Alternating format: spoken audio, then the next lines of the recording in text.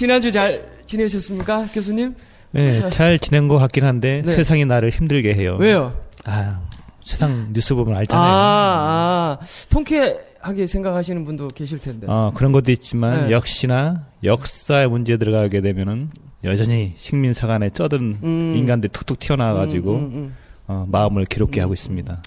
제이님, 지난주에 누가 귀인이 나타나서 고기 한번 안 사주던가요? 네? 고기요? 고기 한번 사줬던 것 같은데. 채식주의자 아닌가? 아이, 왕이요. 네, 없어서 못 먹죠. 박씨님 막 난리 났다. 빨리 얘기해봐. 뭐하고 지냈는지. 네. 안녕하십니까. 박신입니다. 예. 저는 뭐, 잘 지냈습니다. 예. 아무 생각이 없어, 지금. 그럼 안 돼. 네. 오늘 주제가 워낙 중요한 만큼, 네. 이렇게 좀 긴장을 하고 있어서 그렇습니다. 네. 정신 차리시고요. 예. 네. 자, 제이님. 우리 제가 알기로 3종 사서. 삼종사서. 갑자기 놀라게 이렇게 소리 지르면 어떡하라고. 이거 기습적으로 물어봐야지 정신이 번쩍 든단 말이에요. 네. 3종 사서 우리 삼국유사, 삼국사기, 환단고기. 네. 삼국유사, 삼국사기는 학교에서 많이 배웠잖아요. 그럼요. 이 세 가지 책들을 통해서 우리 역사를 어떻게 조망해 볼 수 있는지 네. 그 대의에 대해서 조금 설명을 좀 해주세요. 네. 오늘 사실 이제 굉장히 중요한 주제예요. 네. 이제 저희가 선정을 했지만 그 삼종사서, 삼국유사, 삼국사기, 환단고기로 우리 역사를 한번 살펴보자. 더 나아가서는 복원을 해보자라는 취지예요. 네. 근데 삼국사기, 삼국유사는 이제 학계에서도 우리 역사를 밝혀주는 제1의 사서다. 그렇죠. 예, 양대 사서로 이렇게 일컬어지고 있습니다. 네. 그래서 뭐 학계에서도 인정을 하고 있고 교과서도 사실은 이런 이제 고서들을 바탕으로 해서 이제 구성이 된 거죠. 근데 환단고기는 지금 이제 학계에서 위서로 얘기를 하면서 인정하지 않는 그런 이제 추세에 있는데, 하지만 삼국유사와 삼국사기의 그런 부족한 부분들을 환단고기를 통해서 우리가 전체 그림을 다 완성을 할 수가 있습니다. 아니 근데 이제 흔히들 삼국유사, 삼국사기하고 환단고기는 좀 링크되는 부분이 없다라고 이렇게 쉽게 이렇게 생각할 수 있을 것 같거든요. 그렇지는 않아요. 그래요? 왜냐하면은 환단고기 자체에도 삼국사기에 들어있는 내용들이 중첩되는 것이 있지만은, 그러니까 삼국사기는 일단 그 중국 기록에 충실하고 그러면서 우리나라 고기를 어느 정도 이렇게 보강을 했어요. 근데 환단고기는 우리 고기를 중심으로 하면서 중국 사설을 인용하는 이제 그런 삼국사기하고는 좀 반대되는 그 비율이. 우리 것을 누가 더 많이 기록했느냐, 그거는 이제 환단고기가 더 많다고 봐야겠죠. 제가 완전히 오해하고 있었네요. 그냥 삼국유사, 삼국사기는 강단사학에서 인정을 하고 있기 때문에 이건 완전히 나쁜 책이야. 저는 그렇게 생각하고 있었는데. 아닙니다. 무식한 생각이에요. 아닙니다. 죄송합니다. 진짜 무식한 생각. 이 삼종사서들은 굉장히 우리 역사를 이제 복원해주는 소중한 그런 이제 보서다라고 이제 생각을 하시면 되고요. 근데 이제 보시면은 삼국사기 같은 경우에는 삼국사만 다루기 때문에 그 이전의 역사에 대해서는 저희가 오늘 삼국유사와 환단고기를 통해서 이제 삼고사를 복원을 해볼 거고요. 그리고 이제 삼국시대에 관해서는 이제 삼종사서를 모두 이제 한번 살펴보면서 그 시대를 한번 새롭게 조망을 해보는 시간을 갖도록 할 겁니다. 알겠습니다. 그러면은 박씨님 한번 정의를 한번 해주시죠. 이 세 가지 종류의 사설을 같이 비교해서 보는 것이 어떤 의미가 있는지.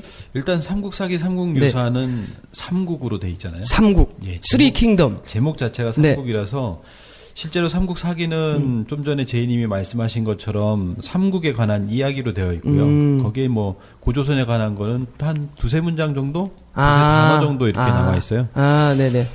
그리고 삼국유사의 경우에는 이제 환국, 그 다음에 신시, 단군조선이라고 하는 이 역사가 이야기 구조로 되어 있죠. 그러니까 짧게 나와 있는데 조금이나마 이렇게 나와 있지만 이 내용을 전체적으로 드러내는 환국 배달 조선의 7,000년 이야기로서 드러내는 것이 바로 환단고기다라고 할 수 있거든요. 그러니까 어떻게 보면 삼국사기에 나와 있지 않은 내용을 조금 보충해 주는 것이 삼국유사다라고 한다면 그 삼국유사에서 풀어놓은 그 심플한 구조를 갖다가 디테일하게 우리 역사를 드러내놓고 있는 것이 환단곡이다라고 할 수 있겠습니다. 그래서 이 환단곡이에서 모든 우리 역사의 진면모가 다 드러난다 이렇게 생각할 수 있는 거죠. 네, 알겠습니다. 그러면은 이 세 가지 종류의 사서, 삼국유사, 삼국사기, 환단고기 요 세 가지 책들에 대해서 저자와 발간 배경부터 한번 살펴보도록 하겠습니다. 첫 번째는 삼국유사인데요. 제이님, 네. 정리 한번 해주시죠. 네. 네. 이제 삼국유사는 고려 시대 때, 이제 고려 충렬할 고려. 때, 네, 네. 뭐, 정확한 발간 시기는 이제 전해지고 있지 않습니다. 근데 충렬한 한 7년, 8년 경에, 뭐 서기로 하면은 1281년 전후라고 이제 생각을 해보실 수 있고요. 총 5권으로 이루어진 책입니다. 아, 예, 근데 이제 그 저자는 바로 일현 스님이라는 분이신데요. 바로 고승이세요, 이분이. 아, 고려 네. 후기 때. 스님. 네. 네네. 근데 이제 이분이 뭐 9세 때 광주 무량사에 들어가셔가지고는 이제 학문을 닦으셨다고 해요. 그래서 이제 14세 때 승려가 되셨고, 22세 때 승과에 급제를 하였다라고 전해집니다. 결국에는 이제 국존으로 추대까지 되는데, 그게 바로 이제 고종, 대선사에 이르시고 나서 충렬왕 때 국존으로 추대가 되어서 이제 호를 받았다고 전해지는데요. 일현 스님 같은 경우에는 많은 저서들이 이제 알려져 있습니다. 근데 그런 것들이 대부분 전해지지 않고 있어요. 대표적인 이제 저서로는 뭐 화록, 뭐 개송잡저, 뭐 대장수지록, 그리고 조정사원 등등 많은 책들이 이제 저수를 하셨다고 이제 전해지는데 이 책들을 다 합쳐보면은 거의 한 80권 정도가 돼요. 굉장히 많이 쓰셨네요. 네, 굉장히 이제 많은 종류의 이제 많은 책들을 쓰셨지만 그런 것들이 대부분 전해지지 않고 있고요.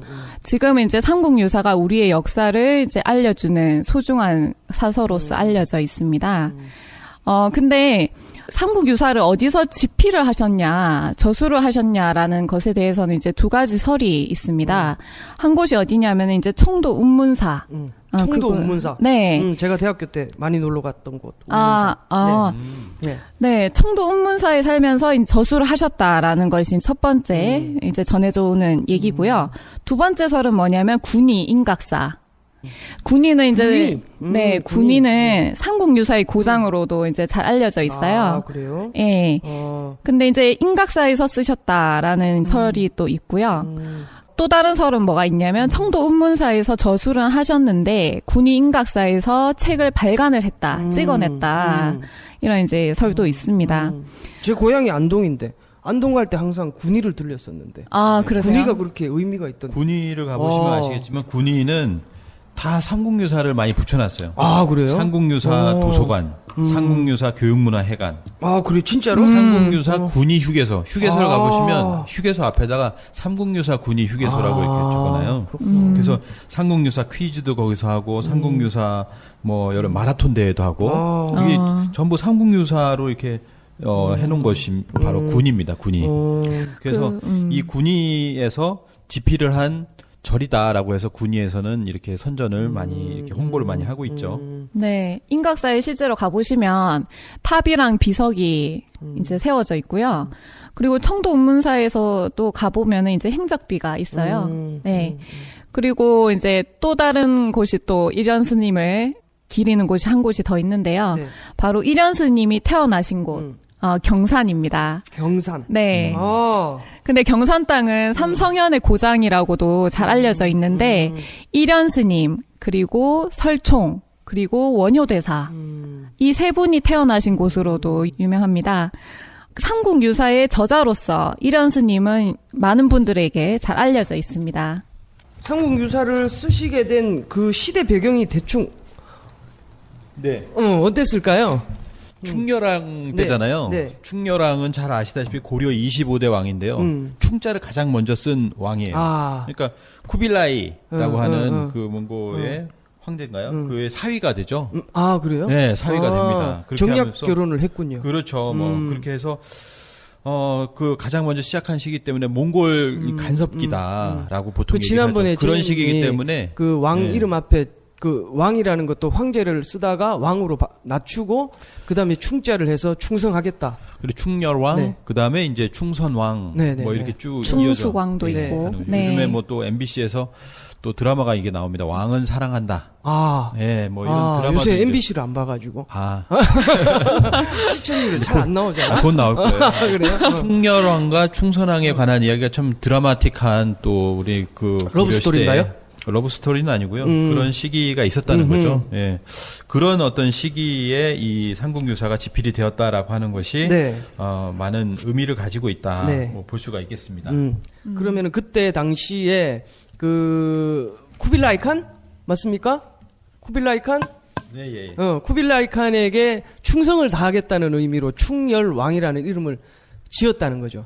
그런 시기에 이 일련의 삼국유사가 편찬됐다는 것은 약간 주체 사상 같은 것을 고치시키기 위한 어떤 그런 의미를 부여해도 괜찮은 건가요? 지금 이제 주류 사학이라든가 우리가 교과에서 배울 때 이렇게 배우고 있는데, 근데 삼국유사를 가만히 뜯어보면은 뭐 주체적인 그런 의식하고는 좀 차이가 있어요. 아, 그래요? 우리가 기존 알고 있는 거하고는 좀 달라요. 이 삼국유사 자체는 그러니까 우리가 이제 뭐죠? 고조선기가 있어가지고 네. 삼국 사기에서 빼먹었기 때문에 그걸 대응하는 입장에서 그걸 보충하는 입장에서 삼국유사를 썼다 이렇게 생각하지만은 그거는 그 이 이련 스님 스스로가 이 책에서 밝혔듯이 이 고대 성인들이 태어나고 그럴 때는 신희한 그런 일이 있었다. 그래서 이 우리 역사 기록에 고기에 그런 기록이 있다 해가지고 그것을 우리가 기록하지 못할 것은 없다. 이제 그렇게 하면서 이 기편에 고조선 기하다 할 때 기하다가 아닙니다. 아니에요? 거기서 이제 사람들이 많이 생각을 하는데 기편을 지금 언론에서도 보면 기이한 이야기들이 적혀 있는 기편이라고 하는데 그게 아니라 아니고 삼국사기와 다른 삼국사기에 있지 않은 그거에 있지 않은 것을 내가 보충한다라는 의미에서 기와 다르다라는 기편이에요. 그러니까 그걸 이제 기이한 이야기들이 있다 이런 식으로 얘기하는 것은 좀 잘못된. 제가 잘못했나요? 정 교수님이 잘못 알고 계신 요즘 건가요? 기사도 그렇게 나와요. 내가 지금 얘기했다가 너무 그냥 내가 훅 치고 들어와가지고 갑자기 착각을 했어요. 오케이. 기하다는 것은 미스테리하다 뭐 이런 게 그거 아니라 아니고 문제 거기에 이제 그 기록에 일단 계룡난신을 이제 공자가 그 춘추를 지을 때 계룡난신을 이야기하지 않는다 해가지고 계룡난신?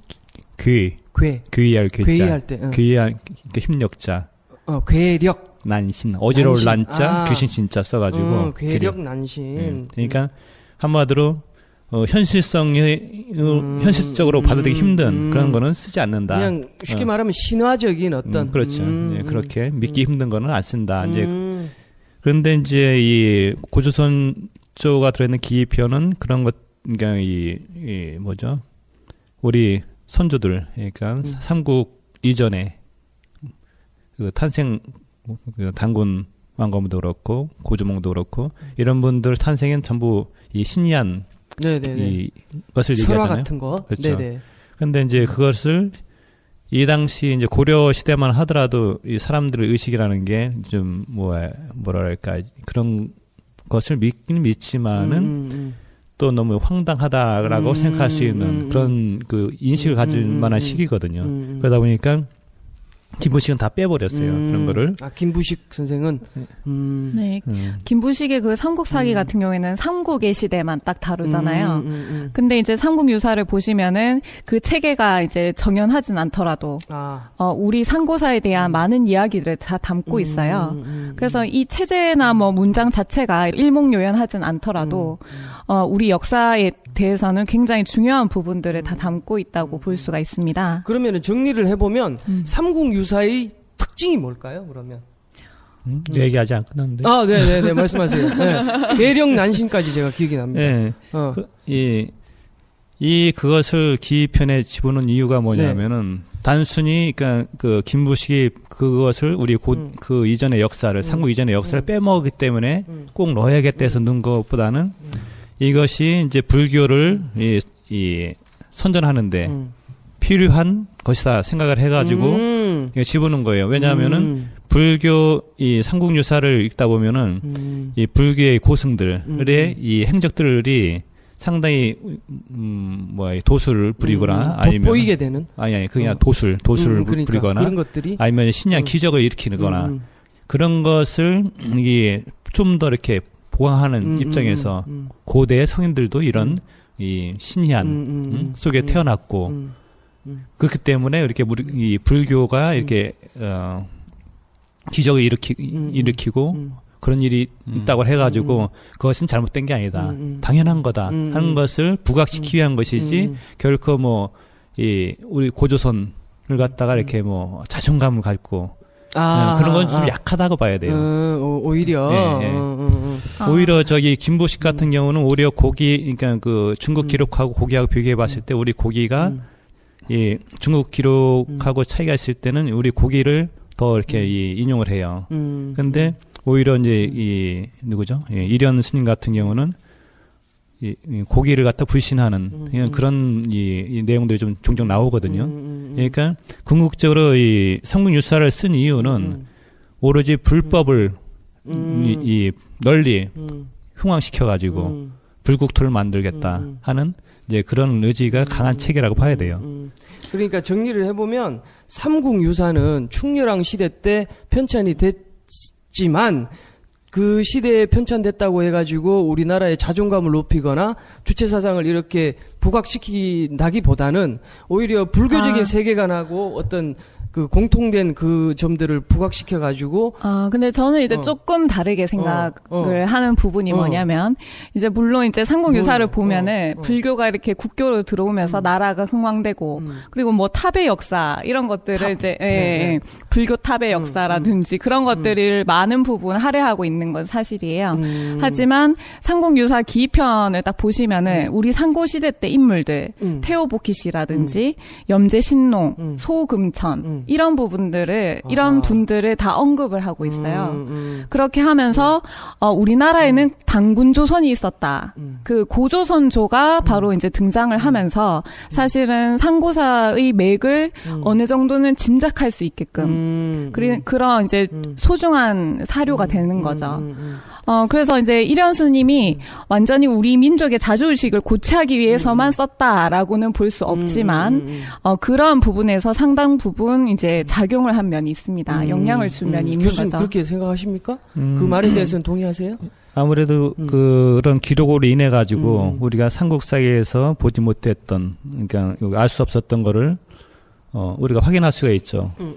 그래서 이 그러니까 일제 강점기에 일본 사학자들이 이것은 고려 이 원나라 침략기라 민족의 자존심을 세우기 위해서 이건 이련 스님이 조작을 한 것이다. 그냥 그런 주장을 하게끔 만들어 버린 이유 중에 하나거든요, 이게. 그 기편에 대해서 다시 한번 보충해서 말씀드리면요. 기라고 하는 것에 대해서 이제 삼국유사의 꿈이라는 책을 쓰신 삼국유사의 권위자인 정호환 교수님이라고 있어요. 이분이 얘기하신 건 뭐냐면 기편이라고 하는 것을 우리가 이 학계라든지 일반 사람들도 기이하다고 할 때 그 이유하고 혼동을 하고 있다라는 것을 이제 얘기를 하고요. 그다음에 뭐냐면 이 기편 첫머리에 뭐라고 얘기하냐면 이련 스님이 중국의 국가의 시조가 되는 성인들은 신화적인 내용으로 그 역사를 전하고 있는데 삼국의 시조가 신비로운 데서 나온 것이 어찌 괴이한 것인가. 그러므로 기를 첫머리에 싣는다라는 말이거든요. 그걸 풀어서 얘기하자면 성인의 업적이라고 하는 것은 신화로 미화돼서 싣기가 마련인 것이다. 그래서 중국의 시조들이 신화적인 요소로 기록을 처음에 남기잖아요. 삼화천 사기에도 보면. 그러나 그런 역사를 중국에서는 신화로 생각하지 않고 정사로 여기고 역사서에 기록하고 있지 않은가. 그러니까 이 삼국의 시조 또한 신화로 전해 내려온다 할지라도 그것이 어찌 괴이한 것이냐.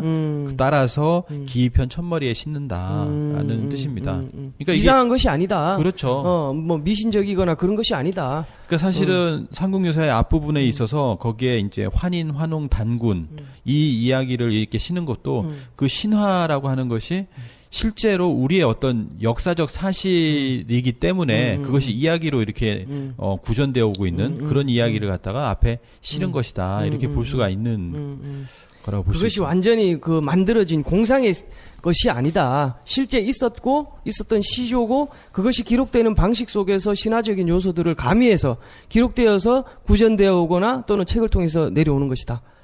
이렇게 정리할 수 있겠죠, 박신님? 네. 네. 컨디션은 제일 좋으신데요. 그래요?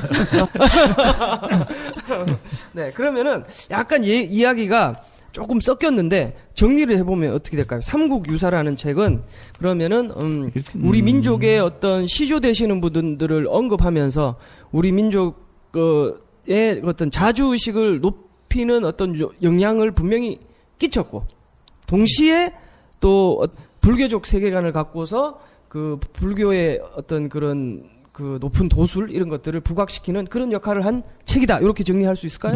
일단 네, 대충 그렇게 이해할 수 있고 어쨌든 간에 이 삼국 사기에서 이 그 삼국 이전의 역사를 안 다뤘기 때문에 예, 어떻게 보면 통사적으로 네. 삼국 시대까지 그러니까 후백제까지 다뤘죠. 이제 고려 이 건국까지 이게 다루면서 그것은 하나의 그 본문 들어가기 이전에 이 기본적인 페이스 이 말이 기본적인 이제 바탕을 깔아주는 거고 우리 역사는 이렇게 흘러왔다. 개요 같은 그렇죠. 느낌? 개요 같은 네. 것이고 동의하십니까, 제이님? 아, 네. 그리고 이제 어떤 역사관 자체가 이제 불교사관이 깔려 있잖아요. 네. 그러다 보니까 이 역사를 서술하는 데 있어서 기술하는 데 있어서 역사 왜곡의 어떤 빌미를 제공하는 그러한 면이 있어요. 나중에 결과적으로 그런 네. 결과를 낳았다는 거죠. 네네. 뭐 실제로 단재 신채호 선생님께서는 이 삼국 사기가 우리나라의 가장 오래된 이제 사서로 남아져 있는데 삼국의 역사만 있으니 어찌 통탄할 일이 아닌가라고 하면서 삼국 유사의 그런 고조선조 이런 부분들로 인해서 단군의 시대가 다시 복원이 됨을 굉장히 이제 또 기뻐하시는 그런 이제 부분도 있는데요. 그래서 이제 삼국 유사의 두 얼굴이라고 얘기를 하고 싶어요. 두 얼굴. 네. 실제로 우리 네. 상고사에 있어서 중요한 맥을 복원하는 데 있어서 단초를 제공을 하는 동시에 역사 왜곡의 빌미를 동시에 제공을 한다. 예, 잘못된 이제 사관인 거죠. 예. 그래서 이 역사를 제대로 보는 것 이것이 굉장히 중요하잖아요. 예, 어떤 사관을 가지고 어떤 안목을 가지고 그 역사를 기술하는가. 삼국유사의 네. 두 얼굴. 네, 네. 멋진 표현이네요. 그러니까 이게 역사 그러니까 이제 삼국사기도 이제 얘기하겠지만은 삼국사기가 철저하게 그 사대주의의 그 정신, 유교의 정신으로 썼다라면은 삼국유사는 철저하게 불교의 정신에 입각해서 불교의 눈으로 봤다. 그러니까 삼국사기는 유교. 그렇죠. 삼국유사는 철저하게 불교. 그러니까 그래서 빨갱이 불교라고 봐야겠죠. 삼국유사는 민족의 뿌리를 밝히는 단초가 됐지만은 이 불교적 세계관 때문에 역사를 왜곡하는 빌미가 됐다. 그러니까 네, 그래서 아쉬운 주석들이 많아요. 그래서 삼국유사 고초선수 보면은 그 환국을 그러니까 써놓고 거기다 죄성야라고 하잖아요. 그러면은 이 단군 왕검이 태어난 것은 부처보다 더 아니 불교가 들어오기 이전인데 그렇죠. 거기서 재석이라는 이름 그 불교식의 신 이름이 들어갈 이유가 없거든요. 재석이라는 것이 불교 용어죠 이게. 이 이제 네, 자세한 내용은 이제 한 뒷부분에서 그렇죠. 좀 더 다뤄볼 예정입니다. 삼국유사에서 한 20분 한 것 같아요. 20분 넘지 않았나? 삼국유사 좀 판본에 대해서도 네. 좀 얘기를 나눠야 되지 않을까요? 네네네. 네. 얘기해 주세요. 얘기를 누가 나누실래요? 지혜님, 박신님, 가위바위보 해요. 삼국유사 제일 잘 알려진 판본이 정독본이에요. 네. 근데 이제 이 정독본을 뭐라고도 하냐면 중종 임신본이라고도 합니다. 임신? 예, 중종 임신본. 네.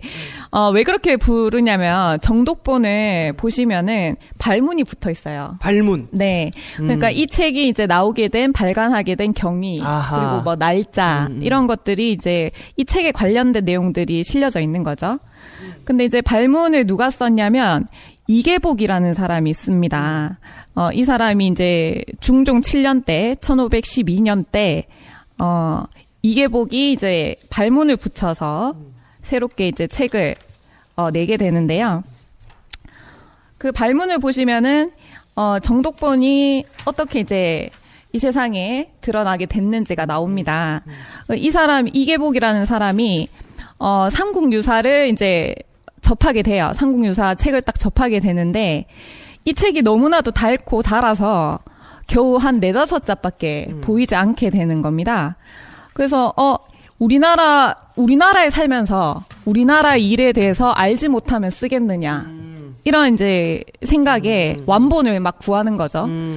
이 제대로 된 책, 그 삼국유사 본을 막 구하는데 쉽게 얻을 수 없었는데 그 뜻이 이제 또 계속 있으셨으니까 결국에는 그 성주 목사 공공주라는 분에게서 완본을 구하게 됩니다. 그래서 이제, 얼마나 기뻤겠어요, 사실은. 그래서 굉장히 이제 기뻐하면서 주변 지인들에게도 이 소식을 알리고, 결국에는 이제 모두가, 이것은 뜻깊은 일이다라고 이제 독려를 하게 됩니다. 그렇게 해서, 이분이 다시금 이제 삼국유사를, 내게 되는 거죠. 그러면서 발문을 붙이신 거예요.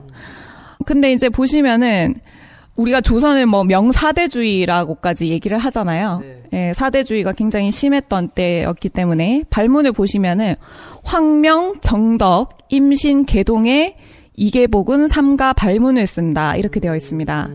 근데 그 황명은 뭐냐면 명나라를 높여서 부르는 거예요. 황명. 그러니까 우리나라에 관한 우리 역사서를 삼국유사를 내는 데 있어서 중간에 이제 그 간행을 한 거죠. 근데도, 이렇게 황명을 이제 가장 우두머리에 쓰시고는, 그리고 정덕을 씁니다. 정덕은 뭐냐면 명나라 때 무종의 연호예요. 중국에서는 그 왕의 재위 기간 동안에 쓰는 연호가 다 있었단 말이에요. 근데 명나라 무종 때의 연호로서 정덕을 씁니다. 그래서 우리가 이제 정독본이라고 하는데, 실제로는 이제 조선 중종 때는 이제 임신년이었어요. 그래서 이제 발문을 보시면 황명, 정덕, 임신, 계동에 이계복은 상가 발문을 쓴다 이렇게 나가는 거죠. 그래서 이제 우리가 이 판본을 이제 부를 때는 정독본이 아니라 뭐 중종 임신본이라고 부르는 것이 더 정명이라고 하겠습니다. 정덕이라는 말을 쓴 것 자체가 약간 명사대주의의 같은이 아니라 사대주의의 그렇죠. 어떤 발로였네. 네, 그렇죠. 그래서 정덕본이라기보다는 중종 임신본. 중종 임신본이라고 부르는 것이 오히려 맞다. 조선 중종 때, 조선 중종 7년 때였어요. 그때가 이제 1512년인데 임신년이죠. 예. 중종 임신본. 네. 또 있습니다. 이때 발간을 한 게요. 삼국유사와 삼국사기를 다 발간을 해요. 아, 그래요? 왜냐하면 이때 뭐 발문을 말씀하셨지만 우리 동방삼국에는 본사와 유사 두 책이 있다.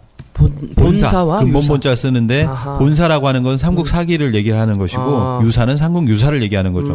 두 책이 남아 있는데 달리 간행된 것이 없고 지금 경주에 남아 있는 것이 뭐 이렇게 자획이 달아서 몇 줄이 안 된다 읽히는 것이 뭐 이런 얘기입니다. 그래서 결국엔 뭐냐면 삼국사기와 1145년에 간행된 삼국사기와 1280년대에 간행된 이 삼국유사가 너무 오래되어서 새로 발간할 수밖에 없다 이런 얘기를 이렇게 하고 있는 거거든요. 그래서 이때 삼국사기와 삼국유사를 동시에 다 새로 발간을 하는 거예요. 그걸 경주에서 경주 부윤. 경주 부윤이라고 하는 거는 부라고 하는 거는 경주의 지방관청을 얘기해요. 거기에 우두머리를 윤이라고 합니다. 그래서 경주 부윤인 이계복이라는 분이 이걸 발간을 하게 되는 주체가 되는 거죠. 그래서 어떻게 보면은 굉장히 이렇게 우리 역사를 다시 이렇게 재발간함으로써 지금까지 남아있게 한 큰 공로가 있다라고 볼 수가 있고요. 다만 아까 황명이라고 하는 걸 붙인 것처럼 그때 당시가 명사대주의가 있었던 때이기 때문에 과연 이것을 다시 짓는다라고 하는 것이 이때에 뭔가 명예 간섭이라든지 이런 걸 통해서 뭔가 글자나 뭐 어떻게 왜곡된 게 있을 수 있지 않을까라고 하는 그런 우려도 있을 수 있다라고 하는 거죠. 네. 그러면은 그 중종 임신본 말고 다른 판본도 있나요? 삼국유사가? 네, 뭐 그 동경제대 영인본도 있고요. 동경제대 영인본 같은 경우에는 이제 그 동경제국대학에서 사학과 뭐 대학원 과정 교재로도 사용됐던 책입니다. 그 이후에 이제 말씀을 드릴 텐데 이제 이만희 씨류가 또 원문을 조작한 교토대에서 발행한 삼국유사 도 있고요. 그리고 파른본도 있죠. 네. 네. 2013년에 이제 파르는 누구냐면 연세대 손보기 교수님의 아호예요. 혼데요. 아호. 원래 그 손보기 교수님이 돌아가시면서 삼국유사 가지고 있던 삼국유사를 연세대에 기증을 하게 됩니다. 그래서 그걸 뭐 연세대본이라고 하기도 하고 그다음에 파른본이라고 하기도 하고 손보기본이다 이렇게 얘기를 합니다. 그것이 날짜는 나와 있지 않지만 조선 초기에 지어진 것이다라고 해서 우리 지금 얘기하고 있는 임신부보다 한 100여 년 정도 빠른 것으로 생각이 돼지고 있습니다. 그래서 지금은 보통 크게 본다면은 이 파른본과 그리고 임신본 이 두 가지에서 다 나뉜 것이다 이렇게 볼 수가 있죠. 그럼 우리가 지금 일반적으로 보고 있는 삼국 유사는 어떤 본인가요? 주로 이제 중종 임신본, 중종 임신본. 예, 임신본을 이제 번역하거나, 예, 그것을 보고 있습니다. 그리고 잘 아시겠지만 이 중종 임신본에는요 석유 환국이라고 돼 있어요. 아, 환국. 옛적에 환국이 있었다라고 했고 이렇게 되어 있는데 이 파른본 같은 경우에는 석유 환인으로 여겨질 수 있다라고 하는 거죠. 그 인 나라국자 그 테두리 안에 보면 선비사자가 들어가 있거든요. 네, 이 선비사라고 하는 거는 환인할 때 인의 이체자다 뭐 이렇게 뭐 얘기가 되어지고 있습니다. 그래서 어떻게 보면 이 삼국유사는 석유 환인 본도 있고 그리고 석유 환국이라고 되어 있는 본도 있다라고 하는 것이죠. 중종 임신본 똑같은 책인데 아니요. 다른 책. 아니요. 다른데? 중종 임신본과 파른본. 팔흔. 팔은 예. 네. 손보기 교수님의 호다. 네. 알겠습니다. 그러면은 삼국유사는 이 정도로 정리를 해보고요. 네. 네. 삼국사기. 우리 또 삼국유사, 삼국사기. 이 양대 뭐 서적이라고 할까요? 이 삼국사기에 대해서 조금 풀어주시죠. 제이님. 아, 네. 삼국사기는 역시 이제 고려 인종 때 김부식 등 11명의 사관이 이 작업에 참여를 하게 됩니다. 근데 삼국사기는 어떻게 나왔냐면 왕명으로 역사서를 편찬하라 이런 이제 왕명을 받게 되고 사실 그때는 이제 김부식 같은 경우에는 정계에서 물러난 상태였어요. 근데 이제 이 역사서 작업, 역사서 편찬 작업에 대한 왕명이 떨어지고 그리고 김부식을 도와줄 젊은 그런 사관들이 붙게 되는 거죠. 11명 정도가. 그렇게 돼서 이 삼국의 역사, 말 그대로 고구려 백제 신라에 관한 삼국의 역사를 이제 기록한 그런 삼국사기가 나오게 됩니다. 근데 김부식 같은 경우에는 전형적인 그런 사대주의자였어요. 그래요? 그러니까 유교에 입각한 그런 이제 사대주의자였는데 아까 그랬죠. 삼국사기는 유교. 네. 삼국유사는 불교. 네, 네네. 그런 이제 사관 어떤 역사관을 이제 배경에 깔고 있습니다. 근데 이제 김부식의 생애에서 이제 가장 큰 난관이라고 할까요? 그게 뭐냐면 이제 묘청의 난이었어요. 이거 고등학교 네. 때 시험에 많이 나왔는데. 그쵸, 묘청이. 유명하죠. 네. 그 이자겸의 난으로 이제 개성에 있던 군걸이 불에 타게 되고 결국에는 이제 묘청은 무리들을 모아서 서경으로 천도해야 된다. 수도 옮기자. 네. 서경천도로. 네. 예, 그것을 이제 주장하게 네. 됩니다. 근데 이제 평양에 막 군걸까지 새로 짓고 왕이 서경이라는 또 게 이제 평양이죠. 네, 네네. 지금의 평양인데 네. 그렇게 이제 왕이 뭐 자주 행차도 하시고 그렇게 그런 상황까지 갔는데 결국에는 약간 그때 이제 보수파들이었죠. 네. 개경 유신들. 그들의 이제 반대에 이제 부딪히면서 결국에는 묘청이 서경에서 난을 일으키게 됩니다.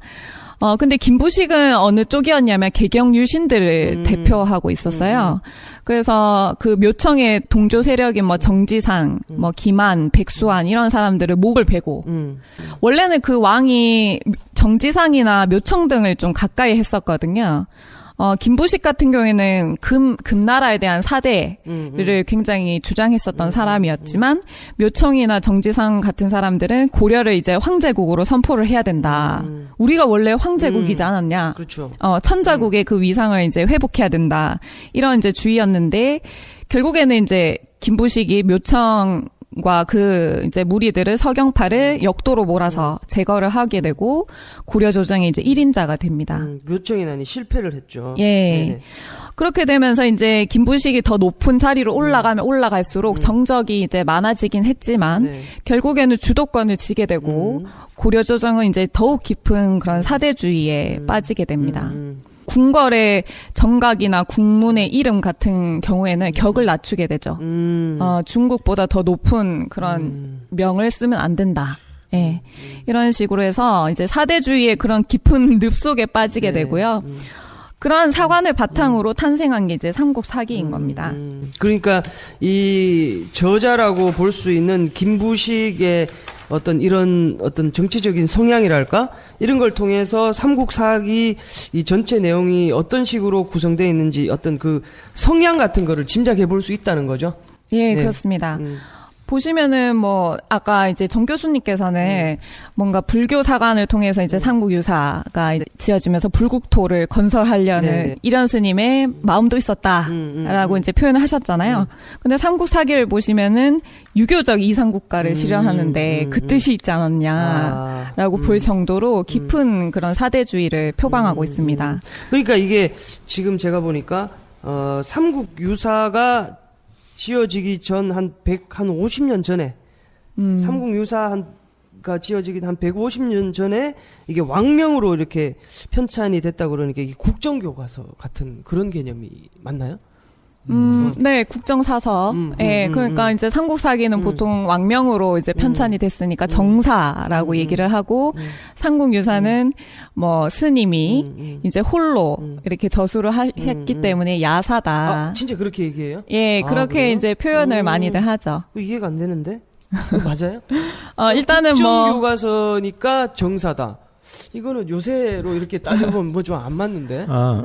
이 정사와 야사 구분하는 거는 이 국가 주도로 하는 것은 정사고 이 일반 이 국가가 아닌 관이나 개인이나 개인이 뭐, 네네. 그러니까 지은 것은 야사라고 이 표현을 해요. 정식 사관이 아니셨잖아요. 이런 스님 같은 경우에는. 그러니까 네. 이제 아까도 뭐 언급됐었지만은 김부식이 말년에 정파 싸움에서 밀려나게 되거든요. 그러니까 그 자기가 밀어냈던 윤원이가 복귀하면서 근데 이 윤원이가 오히려 왕의 신임을 더 많이 받았기 때문에 자기한테 불리할 줄 알고 미리 사직서를 써요. 그래서 왕이 그래도 너 고생 많이 했으니까 당신 고생 많이 했으니까 이거나 소일거리로 이거나 하면서 그 김부식은 나름대로 이제 학식이 높다고 인정을 받았었으니까 그래서 우리나라의 이 삼국사가 뭐 제대로 뭐 안 갖춰졌으니까 다시 한번 정리해봐라 하는 입장에서 이렇게 쓰라고 한 거거든요, 이게. 그래서 사실은 그 뭐 개념상으로는 뭐 정사, 야사 이렇게 할 수 있지만 지금 우리 학계가 보고 있는 그 사서는 삼국유사, 삼국사기 두 개. 예, 두 개를 그렇게 보고 있어요. 그러니까 두 개가 다 정사처럼? 그렇죠. 그렇게 보여지고 네, 있는 곳이고 정통 역사서. 이제 환단고기가 오히려 이제 야사 뭐 이런 식으로 이제 야사의 취급당하고 왕. 있는 그런 걸 볼 수 있죠. 오케이, 알겠습니다. 어쨌든 그 삼국사기가 얼마나 이제 사대주의적이냐라고 하는 것을 먼저 알아봐야 될 것 같아요. 네, 맞습니다. 삼국사기는 철저하게 이 김부식이 우리의 입장이 아니고 중국 사람의 입장에서 역사를 썼다 이렇게 볼 수가 있습니다. 잠깐만요. 그 왜? 중국이 너무 일단은 좋아서? 뭐 김부식의 혈통을 보면 김부식의 이름 속에도 이미 사대주의가 들어가 그래요? 있어요. 이름이? 왜? 김부식이 셋째 아들인데 김부식의 아버지가 김관이라고 하는 분입니다. 김근입니다. 김근인가요? 네. 예, 김근이라는 분인데요. 송나라의 사신으로 갔다가 송나라? 네, 중국에는 소동파가 있어요. 동생이 소철, 소식 뭐 이런 분들이 있는데 김부식은 그 소식을 따서 김부식이라고 했고요. 그리고 또 그 넷째 아들이 있는데요. 넷째 아들은 김부철이라고 했어요. 소철을 따가지고 소철과 소식을 따서 김부철, 김부식이라고 이렇게 했습니다. 그래서 자기 이게 아버지가 나와요? 네. 그래요? 자기 아버지가 그 사대주의의 어떤 그 정신을 갖다가 이 이름 속에다가 이렇게 어떻게 보면 각인시켰다. 딱 보니까 부자 돌림인 것 같은데. 라고 볼 수가 있죠. 그러니까 소철과 소식을, 중국 사람인 소철과 소식을 너무 동경하고 좋아하는 그 마음에 자기 자식의 이름에 그 식자와하고 철자를 붙여서 김부식 이렇게 아버지가 지었다. 네, 그렇습니다. 그리고 사실 김부식 같은 경우에 경주 김씨인데요. 경주 김씨고 고려사 열전에 따르면은 그의 조상이 신라의 왕족이었다고 합니다. 그의 손자인 김군수가 쓴 시에 보면은 이 김부식이 무열왕 손이다. 무열왕 김춘추잖아요. 김춘추의 후손이라는 네네. 거예요. 김춘추는 잘 아시겠지만 네. 그 신라를 삼국을 통일시킨 그 공로가 네. 있지만 네네. 당나라를 끌어들이잖아요. 그렇죠. 당나라를 끌어들입니다. 당사대주의죠. 어떻게 그렇죠. 보면 그런 것이 어떻게 보면 이 뒤로 해서 김부식에도 나타나고 있고 김부식이 그런 어떤 신라 왕족의 후손이라고 본다면 신라 본위로 쓴 거죠. 신라 위주로 쓰고 고구려를 폄하하고 그 다음에 중국에 있는 그런 왕조를 높이 받드는 그런 이야기들이 가득 찼다라고 하는 것이죠. 그렇네요. 그리고 이제 실제 삼국 그 사기 구성을 보시면은 저번에 우리 역사 왜곡 때 다뤘었는데 네. 중국의 그 역사 왜곡의 대표 주자 사마천 기억나시죠? 네, 사기. 예, 네. 사마천의 사기 구성을 그대로 본뜬 거예요. 네. 사마천 사기 구성은 어떻게 돼 있냐면 봉기, 표, 서, 세가, 열전 등으로 해서 총 이제 130건으로 보죠. 뭐 봉기 12건, 뭐 표 10건 이런 식으로. 근데 이제 삼국사기 구성을 보시면 봉기, 지, 표, 열전 이렇게 딱 되어 있습니다. 이런 구성 자체가 이미 이제 사기의 구성을 따랐다라고 이제 볼 수가 있고요. 너무너무 좋아했는가 보네. 근데 뭐 나라 그 분위기 자체가 이미 사대주의로 다 이제 그냥 깊숙이 빨려 들어가고 있었잖아요. 그리고 이제 삼국사기의 내용을 보시면은 뭐 우리 민족을 진한의 유민이다라고 진한의 유민이다. 예, 해놨는데 그게 뭐냐면 진나라 한나라. 중국에 진나라 한나라의 유민이다 이렇게 이제 쓰기도 하고요. 그래서 이거 외에도 굉장히 많은데 이거는 저희가 좀 이따 삼국시대 때 이제 이 삼종사설을 통해서 어떻게 바라보냐 이 삼국시대를 어떻게 바로 세울 것인가 하는 거에서 좀 더 자세히 다루도록 하겠습니다. 알겠습니다. 네. 삼국사기는 오히려 삼국 유사보다 더 유교적 세계관이 너무 짙게 들어가 있는 것 같아요. 네, 뭐 어떤 부분에 들어가면은 한 페이지가 온통 뭐 조공을 바쳤다라는 것으로 막 이렇게 빼곡히 쓰여져 있는 부분도 있어요. 참 한탄할 실제로 일이죠. 이제 고구려가 중국에 항쟁해서 이긴 전쟁에 대해서는 굉장히 축소하고 그리고 그런 부분은 다 빼버리고.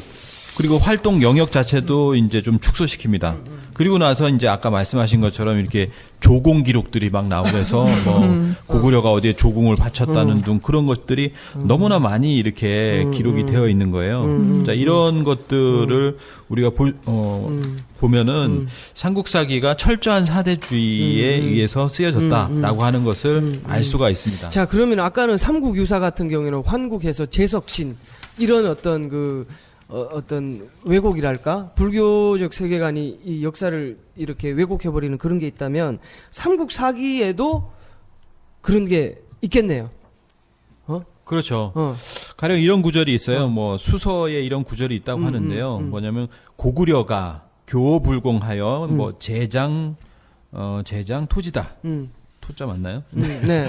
고구려가 교만하고 오만하고 공손하지 않아서 수양제가 장차 토벌하려고 했다. 이렇게 돼 있거든요. 근데 삼국사기에는 어떻게 되냐면 이 고구려라는 말이 아자로 바뀌어요. 그래서 아가 아주 교불경하여 상장 토지 뭐 이렇게 얘기를 합니다. 이것은 뭐냐면 내가 우리 고구려가 교만하다.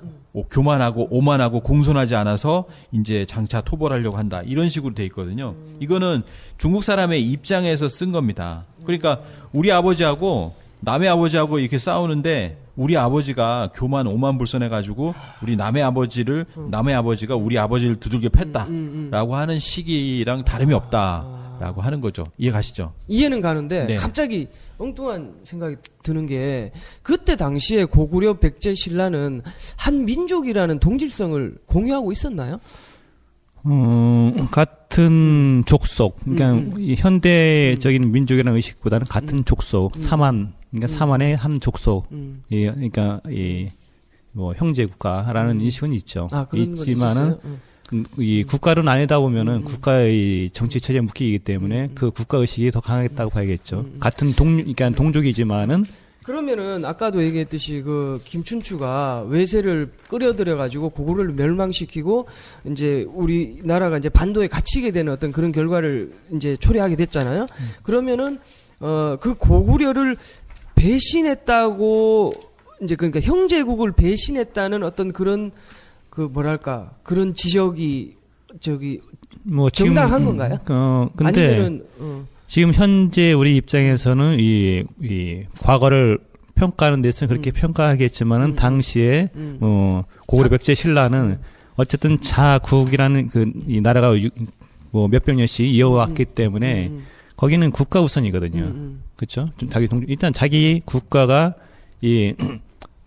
다른 주변 비록 형제 나라라 할지라도 생존해야 되니까. 그렇죠. 그래서 이 자주권을 갖고 동등하든지 아니면 내가 상대방을 눌러서 내가 편안하든지 둘 중에 하나니까 아니면 아예 그냥 상대방을 완전히 없애서 내 걸로 만들든지. 그러면은 지금 하는 그 외세를 끌어들여서 형제국을 멸망시켰다는 것은 그때 당시의 생각으로 보면 약간 억울한 면은 있겠네요. 그렇죠. 있지만은 어쨌든 이 결과론적으로는 이게 실패한 삼국통일이 돼버렸으니까 그게 좀 안타까운 거고. 그리고 여기서 이제 이 방금 우리 박신님이 얘기했을 때 이 뭐라 그랬죠? 그거 한번 다시 한번 교만해서? 읽어볼래요? 그거? 그 대목 한번 다시 한번 읽어보면. 네. 네네.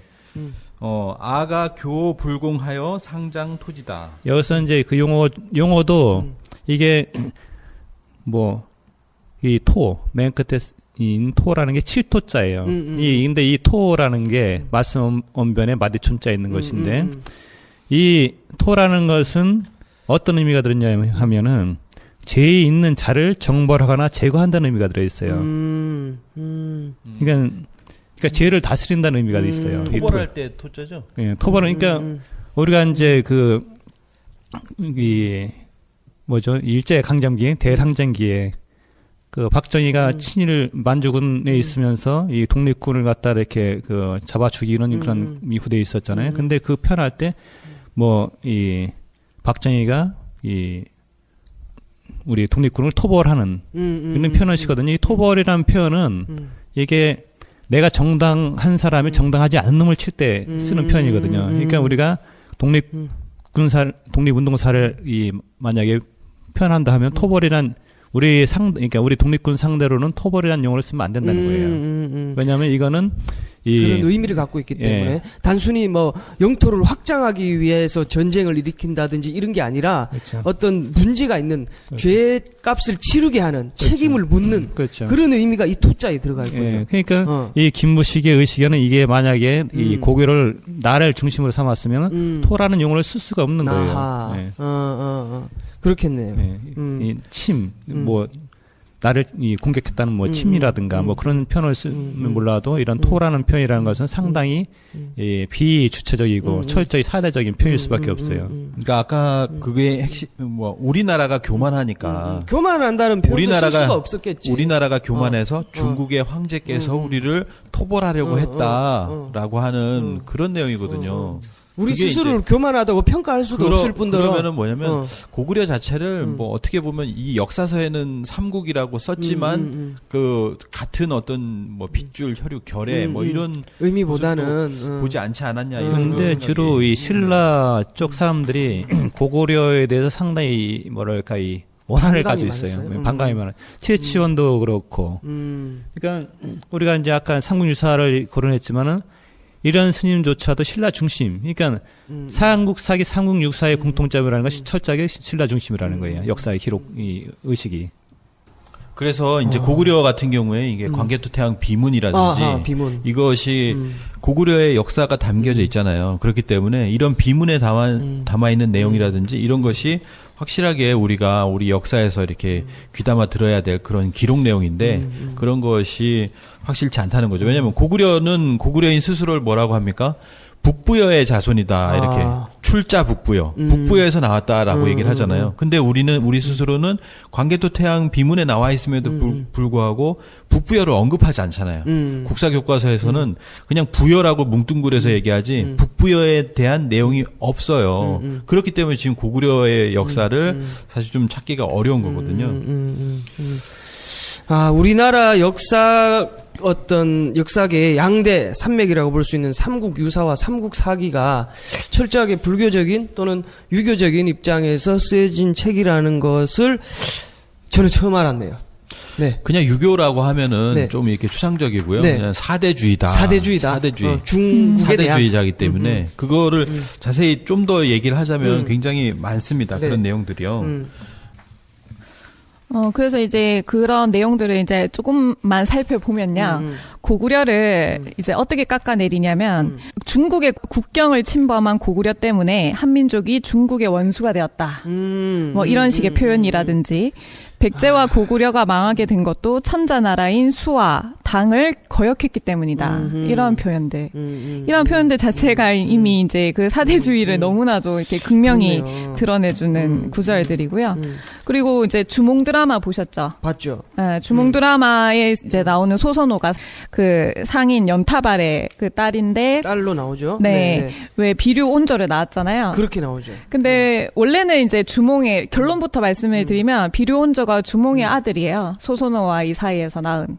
그렇죠. 네, 주몽과 소선호 사이에서 낳은 아들이 비류 온조인데 비류 온조를 원래 소선호가 그 전에 낳아서 이제 주몽과 결합을 한 걸로. 그러니까 이제 주몽의 아들이 아닌 것처럼 이렇게 이제 이런 설도 있다라는 걸 이제 삼국사기에 실어 놓게 돼요. 근데 이게 이미 이제 뭐 드라마로 만들어지고 이 드라마가 이제 히트를 쳤잖아요. 그래서 이제 이게 뭐 전파를 타고는 아시아 전역으로 퍼져나가기도 하고 역사 왜곡을 이제 자행을 할 수밖에 없죠. 김부식은 신라 귀족의 후손이기 때문에 이 신라를 가장 돋보이게 하고 분량으로 보면은 신라와 백제와 고구려와 이제 비등하게 들어가 있어요. 분량으로 보면 비등한 것 같지만 내용상으로 보면은 신라를 굉장히 세세하게 기록을 하고 있다는 거죠. 통일신라 시대 때 북쪽에는 뭐가 있었어요? 대진국이라고 알려져 있는 발해가 있었잖아요. 근데 그 발해의 역사는 단 한 줄도 기록하지 않게 단 한 됩니다. 줄도. 예. 그래서 결국에는 우리 한민족의 고대사의 무대가 어떻게 되겠어요? 그러면 한반도 내로 축소가 되는 거죠. 그래서 반도사관이 나오게 되고요. 이런 거 이제 뭐 한두 가지가 아닙니다. 뭐 이제 일일이 나열을 해드리기가 어렵고요. 하지만 이 바로 세우는 그 삼국시대를 바로 세우는 부분에서 좀 더 말씀을 드리도록 하겠습니다. 알겠습니다. 제가 네. 아까 처음에 말씀드렸다시피 저는 삼국유사, 삼국사기가 아주 그 어떤 강단사께서 그 쓰고 있기 때문에 아주 나쁜 책인 줄 알았는데 그게 절대 아니라고 했잖아요. 그러면 그럼에도 불구하고 삼국사기가 의미가 있는 이유는 뭘까요? 그나마도 삼국의 역사를 이 일목요연하게 정리해서 놨기 때문에 편향성은 있지만 네, 그나마 그거 아니면 그나마도 우리가 이 삼국사를 그나마도 제대로 알 수가 없었으니까. 왜냐하면 어떤 기록이라도요, 이 기록이 있으면 그 기록을 보충할 수가 있고 또 그 기록에 왜곡된 걸 또 바로잡을 수 있고 하기 때문에 그렇죠. 그것이 그 저번이 되는 게 있어야 되잖아요. 그게 이제 지금 삼국 사기라는 거죠. 네. 왜냐하면 그렇지만 삼국 사기가 또 뭐 어떻게 보면은 욕먹을 수밖에 없는 그런 것 중에 하나가 뭐냐면 의심을 받을 수 있는 게 고려 시대에 이미 삼국사가 있었다는 거예요. 고려 시대 삼국사를 적었겠죠, 당연히. 고려 초부터 왜냐면 고구려 백제 신라의 시기를 거쳤기 때문에 삼국사를 적지 않았을까요? 그렇죠. 근데 그 삼국사를 적혀 있는 그게 분명히 있었을 텐데 그 삼국사라고 하는 구삼국사라고 할 수 있겠죠. 그 내용은 분명히 고구려 위주로 적혀 있었다라고 고구려를 중심으로 적혀 있었을 것이다라고 하는 거죠.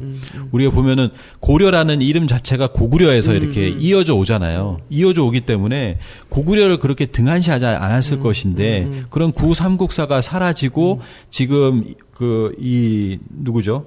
이 김부식이 쓴 삼국사가 그걸 대신하면서 신라 중심으로 뭔가 이렇게 다시 이렇게 된 거 아니냐, 바뀌어진 거 아니냐라고 하는 의심과 의혹을 충분히 살 수 있다라고 하는 그리고 거죠. 이 김부식이 의식은 이게 유학의 절대성을 가지고, 그러니까 중국의 정신이죠. 그러니까 유학이라는 게 중국서 들어온 그 춘추라든가 모든 그 공자의 학문이라는 것이 중국 중심이고 대명분을 갖다 중시 여기는데 여기에 이 김부식이 상당히 심취되어 있었다는 거죠. 그러다 보니까 아까도 이제 이자겸난도 잠깐 언급됐었지만 자세하게는 안 했지만은 이 이자겸이 자기 딸들을 갖다 그 고려 왕들에게 시집 보내면서 절대 권력을 치잖아요. 그러다 보니까 인종 때인가 이자겸이 왕을 추대해서 앉히잖아요. 그러니까 이 절대 권력을 휘두르는 거예요. 그러니까 이 왕이 이자겸은 이 아주 최고 이 왕보다도 더 이렇게 받을 수 있는 그런 권한을 주겠다고 했는데 이 김부식이 이때 나서서 이 중국 고사를 들어가지고 그거를 막아요. 그러면서 그러니까 이자겸이 거기서 한 발짝 물러나게 되죠. 그러니까 중국 역사에 해박하다 보니까 이 김부식이 이게 그런 것을 고사를 통해 가지고 그 국가의 어떤 그 질서를 잡았다 하는 그런 이 자신심 뭐야 그 자신감이랄까요? 그런 자만감, 자부심, 자부심이 있었다는 거죠. 그래서 그런 정신들을 갖다가 이 삼국사기에 투영시키는 거예요. 그러니까 이 우리의 그 아까 방금 얘기했듯이 그 이전에 구삼국사 같은 경우는 이게보도 이 김부식을 많이 욕하거든요. 구삼국사에 수많은 내용이 있었는데 왜 그거 다 빼쳐먹었냐? 나쁜 놈이다. 물론 조선시대도 뭐 그렇게 많이 욕을 했지만은. 그러니까 자기의 정치관, 그것이 철저히 반영된 유학적인, 그거 중국적인 세계관이 철저하게 반영시킨 이 역사서다, 삼국사기가. 그래서 이제 뭐 역사를 왜곡해서 기술을 하게 되면 반드시 어색한 부분이 생겨요. 뭔가 연도가 이상하다든지 갑자기 나라의 맥이 이상하게 이어진다든지 그런 것들을 우리가 이제 오늘 주제로도 삼았지만 삼종사설을 통해서 입체적으로 우리가 역사를 조명해 보면 반드시 퍼즐이 끼워지고 완전한 맥이 드러난다는 거죠. 그런 의미에서 이제 중요하지 않은 사설은 하나도 없지만 각자 어떤 그런 단점은 있다. 이런 말씀을 드리는 겁니다. 삼국유사나 삼국사기나 어떤 그 나름의 역사적 의미는 있지만 그 두 책이 각각 갖고 있는 불교적 세계관과 유교적인 사대주의적인 평양성은 알고 우리가 비교를 해보자. 특히 이제 삼국사기 같은 경우는 이 김부식의 정치 성향이 강하게 들어있다. 그거는 알고 비교해보자. 이렇게 정리를 해보면서 뭐 오늘 우리 추가로 꼭 말씀을 드려야 될 게 그 얘기가 있어요. 예. 연호 부분인데요. 이 삼국사기에 보면 고구려와 수나라가 전쟁을 하는 기록 중에 보면 이런 그 각주를 씁니다. 옛날에 버풍왕이 연호를 스스로 썼는데 신라의 버풍왕이 편방의 소국으로서 왜 연호를 쓰는가? 왜 우리가 편방의 소국인데 이 신라가 소국인데 왜 스스로의 연호를 쓰냐? 당태종이 꾸지람을 했는데도 연호를 고치지 않다가 당태종이 꾸지람을 했나 봐요. 그다음에 650년에 당 고종의 연호를 갖다 쓰니까 허물을 능히 잘 고쳤다 할 수 있다. 그러니까 우리 스스로가 연호를 쓴 거가 큰 허물이라는 거예요. 잘못된 거라는 거죠. 왜 우리가 변방의 소국이 말이야. 그 큰 대국의 연호를 갖다 써야지 왜 스스로 연호를 만드냐 말이 안 된다라고 하면서 자기 신라 왕도 비판을 하잖아요. 그러면서 그걸 갖다 쓰고 고친 것이 잘한 것이다. 이게 650년에 있었던 그 연호, 대국의 연호로 그들이 말하는 소위 삼국사기에 실려 있는 내용이라는 거죠. 그렇죠. 그 연호를 씀으로 해서 이때 이후로부터 지금 이제 그 중국의 연호를 갖다 쓰는 것이 쭉 일상화되었다. 이어지게 돼요. 조선에. 아니 이건 거의 뭐 김부식이 뭐 이런 을사오적적 행동 아닌가 이거? 뭐 김부식 나름대로 이제 그 왕권을 수호하고 자기 가문의 영광을 지키기 위해서 우리가 뭐 가문의 영광이라는 영화도 있었지만 그냥 뭐 이 사람은 자기 정적들에게는 상당히 냉철했어요. 그러니까 여튼 김부식한테는 버풍왕보다 당태종이 그렇죠. 자기 주군이네. 그렇죠. 그러니까 허물을 능히 잘 고쳤다 이런 식으로 표현을 했잖아요. 버풍왕께서 연호를 쓰니까 왜 쓰냐? 당태종이 꾸짖었는데. 그러니까 자기 주군의 그 행동보다는 당태종이 자기 주군이었던 거네. 그 연호를 쓴다는 것 자체가 이제 속국을 의미를 해요. 속국. 이제 우리가 중국에 속했다. 그러니까 연호를 안 썼다는 거잖아. 그러니까 우리 독립적인 연호를 썼다는 거잖아. 버풍왕은. 그렇죠.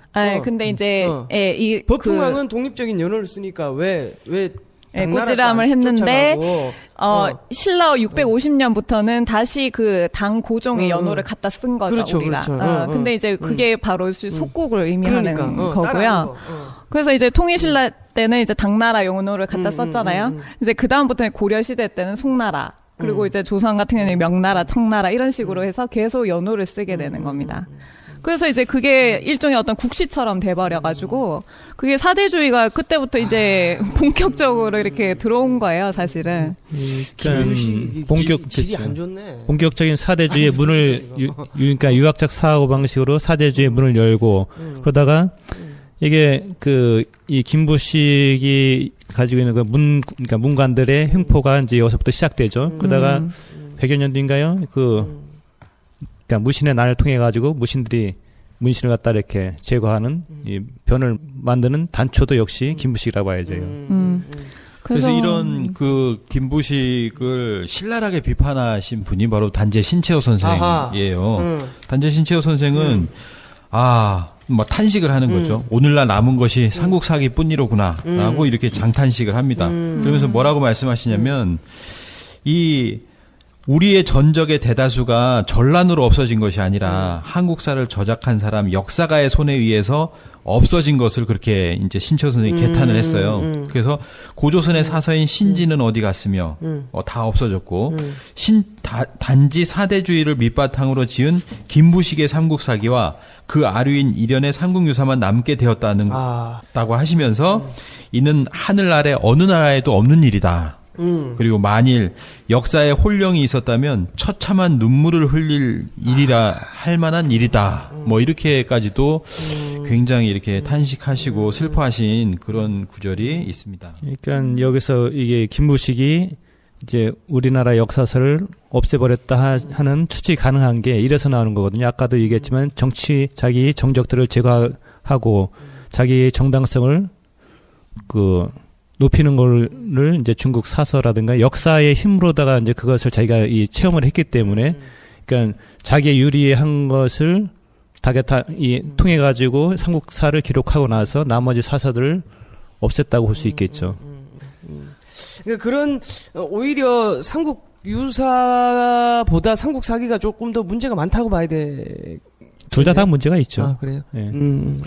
문제는 있지만 우리가 그 삼국 사기와 삼국 유사에 있는 그런 기록들을 면밀히 또 검토하고 연구해서 또 이렇게 하다 보면은 거기에서 또 보물을 찾을 수가 있어요. 그런가요? 알겠습니다. 그러면은 자, 삼국 유사와 삼국 사기에 대해서 이 정도 알아봤는데 아직도 조금 더 짚어볼 내용들이 두 책에 대해서 있나요?